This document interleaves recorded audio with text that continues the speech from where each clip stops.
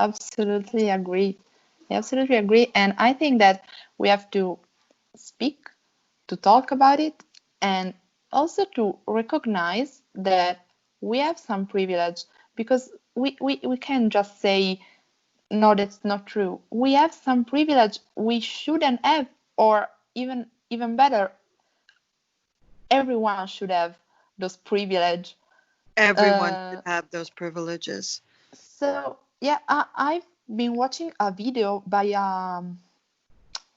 a guy, a black guy, who said, my mom, uh, since I was a little boy, told me what to do in order to not have trouble with police or other people. So don't wear a hood, don't keep your hands in your pockets.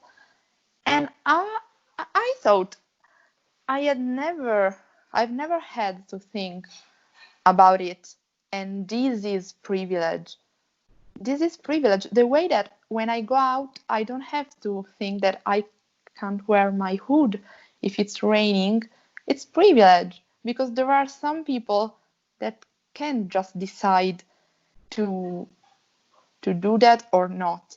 And another thing that a girl said during the sit-in, she said, I'm glad you're here and you choose to be here, because we have no choice.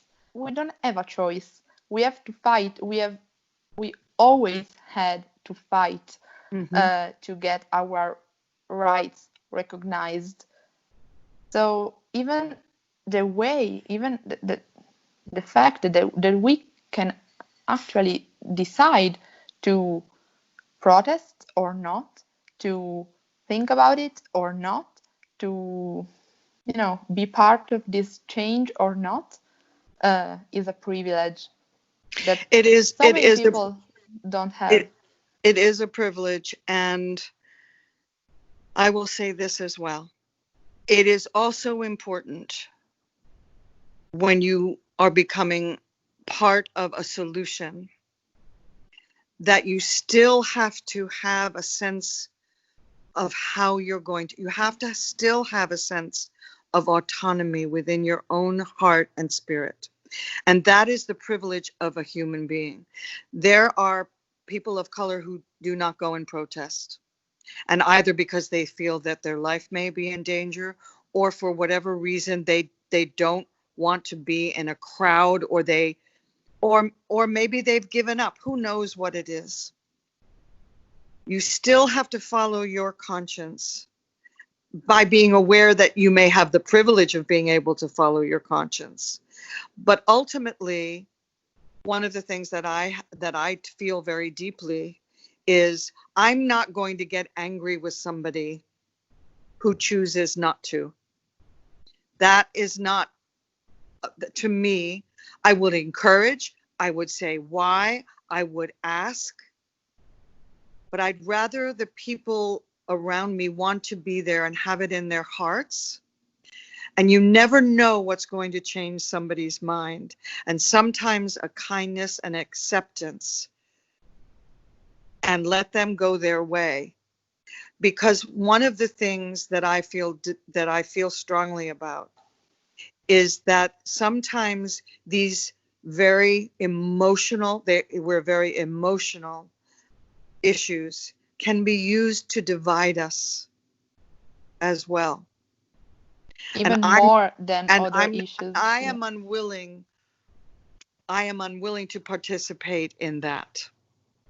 So, for example, in our country, when these riots were taking place, which is understandable. Martin Luther King actually talked about this near the end of his life, even though he didn't know it was nearing the end of his life. He said, you have to understand that this isn't a criminal activity. This is the response of a human being, a person who over and over again is disappointed by the lack of morality in his world, in his government, in his town.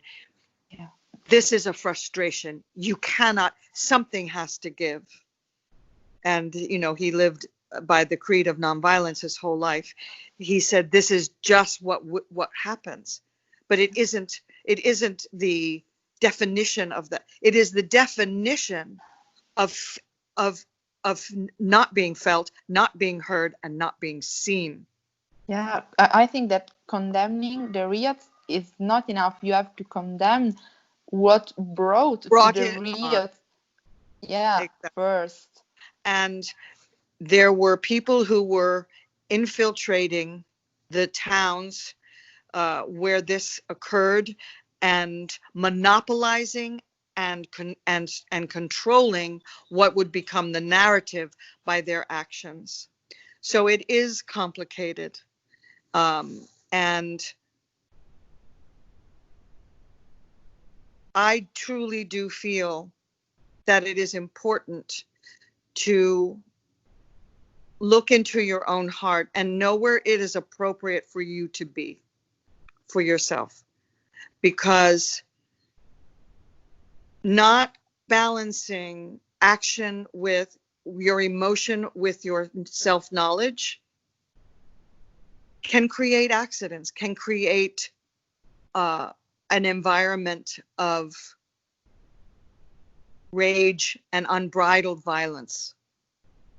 And I do think that I would encourage you and my son and me to listen and watch listen to the words, read the words, and watch the actions of Martin Luther King, because he trained the people that listened to him in how to handle violence and be nonviolent. You have to be a very strong person to face down violence and hatred. And so I'm thinking a lot about that these days. So I'm thinking about that, and I'm listening to his words and praying and trusting that I will know where to be, and I will know how to listen, and I will know what to do. Yeah. Highest degree to the most effectual degree. It's important that we be effectual, and our energy and our emotions and our thoughts, how we coil them up and we place them in the right place. That's, I think, the wisdom that I'd like to see in my age range of people, of human beings, and what I would encourage you to think about. And you encourage me by bringing to me stories and people who are changing your life. Yeah. In my city, in our city, there were like only young people. We could see not so many elder people, which was good in some way, because it means that my generation, the next generation, is willing to change things. But it's also, I think that sometimes your generation, and I was talking about that with my mom some weeks ago. Well, we were talking about climate and protests for climate before it all happened. Mm-hmm. And she said, this is a thing she said. She said, I think that my generation feels guilty because we haven't been able to, give you a better world. And we had a great word from our parents, and we haven't been able to give to you an even better world. So I think that my generation feels guilty, and that's the reason why so many people of my age are not going and protesting to help and helping you young people in protests, asking for climate justice and equality and social justice. And I think I she's think right. I'm not one for going to protests. I did it when I was younger, and as I said, I found that there were people there whose language and violence were for me the antithesis of what they were asking for. And I didn't want to lend my energy and voice to that. But when the protest was sounded in our town because of George Floyd's death, it was the younger people who called for the protest. My son went down, and I knew that I had to be there. I knew that I had to stand there in solidarity. My presence was important. And so I went. I did it the way that I needed to do it. I couldn't be in the crowds considering, I'm 61 years old and I'm still aware of the pandemic and social distancing. But I was there. I was there to listen. I was there to support. I was there to see, and will continue to do what I feel that I'm called to do. And I believe that your mother is right. It's what I said to you earlier, where I said, I'm so sorry. I'm so sorry that my generation has not been able to turn the tide, and that we do need to continue to fight and to inspire you, to give you the lessons we've learned, to allow you to say to us what you have learned. And listen, when you watch that movie, The Boy Who Could Harness the Wind, there is a scene where he tells his father, I can save us. And the father yells at him and says, who do you think you are? You do as I say. And the boy listens. He doesn't rebel because there is quite a respect for the elders in his community. But the boy has a brilliant idea. He doesn't lose respect for his father, but he has a brilliant idea. And the person who turns things around is the mother. So we are all in this together. Yeah. And when you have a brilliant idea, you better tell me so that I can listen to you. That's why I'm doing this with you. And I'm doing it with my son. When my son was upset about something, I said, you want to be heard. So educate yourself so that you can take the passion that you're feeling and speak with intelligence and care and compassion. You can scream and yell. Absolutely. Sometimes that's just what has to happen. But otherwise, educate yourself. And he's teaching me. I'm learning from him, and I'm learning from you. So yes, we do feel guilty, but that and a nickel won't get you anywhere. We have to step forward and we have to listen. And so that's why we wanted to have this conversation and inspiration. And I want to send our love, compassion to George Floyd's family and to the young women and men that you sat next to. The question is valid. Where were you? Yeah. And what can we do now? And where do we want to be in the And where future? do we be in the future? So we're going to make this part of our conversation every week. We can bring new information and new inspiration around this issue and other issues, as we promised our viewers. And I just treasure this new friendship with you. Yeah. And there's one thing I wanted to say is that I think that each of us had to wonder what are the biggest issues and racial problems in his own country, in their own country.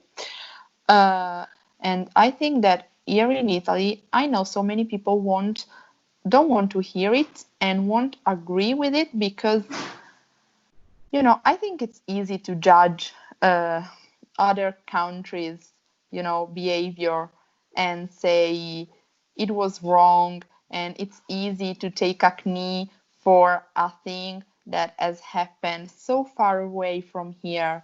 It makes us feel less guilty, but we are guilty. Italy is not innocent, so we have to wonder what our own country did and is still doing. And I think that we all know that and we don't want to hear that, but we have. So just yesterday, shipwrecks happened near Libya and 12 people are still missing.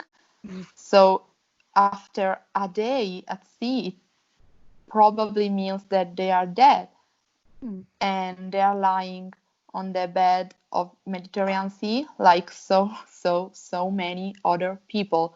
Between 2014 and 2017, 15,000 of people have died trying to reach Italian coasts from Libya.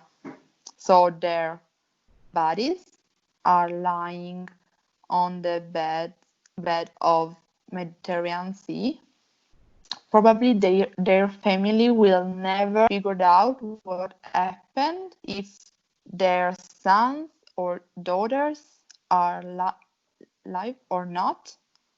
And Italy has an agreement with so-called Libyan Coast Guard, according to which Libyan Coast Guard should be patrolling Libyan coast to avoid that people leave Libya and try to reach Italian coasts. But Libya, by like any humanitarian organization, hasn't been considered a safe port at all. People are tortured there. Women are raped. You just go and check on Google, like Libyan prison for migrants. You will see awful videos and pictures. And we know that you can just say and be blind in front of. We know that our kids will will know that we knew that.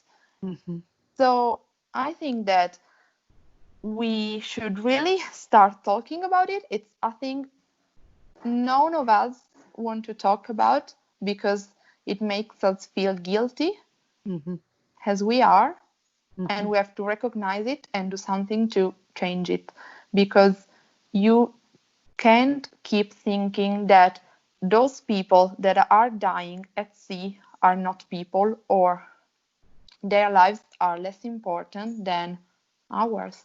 Yeah. The color of their skin doesn't mean that their life is not valuable. And well, what I say is all Black Lives Matter. There are some people that participated in this sit-in, and I know that they don't care about migrants dying at sea. And so I would tell them all Black Lives Matter, not just American Black Lives Matter, because America is far away from here and don't make you feel guilty. All Black Lives Matter, even the ones that we are just forgetting about and that are lying on the bed of Mediterranean Sea.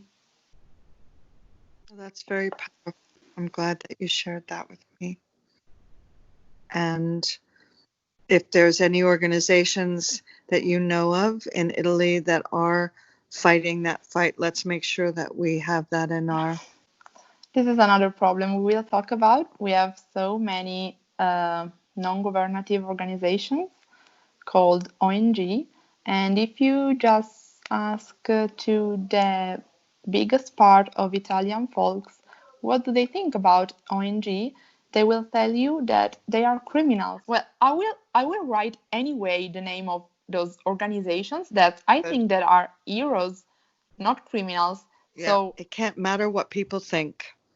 And you have to do what's right for your own heart. And sometimes that will cost something, but at least you know that you are living on the right side of things. Now, that can apply to people who disagree with you. That can apply to people who stand in front of abortion clinics and they harass and they break the law because they don't believe that there should be abortions. So again, I love that you are sharing this information with me, and we will put our energy and our support where we think it's right to be. And that's all we can do. That's what we can do.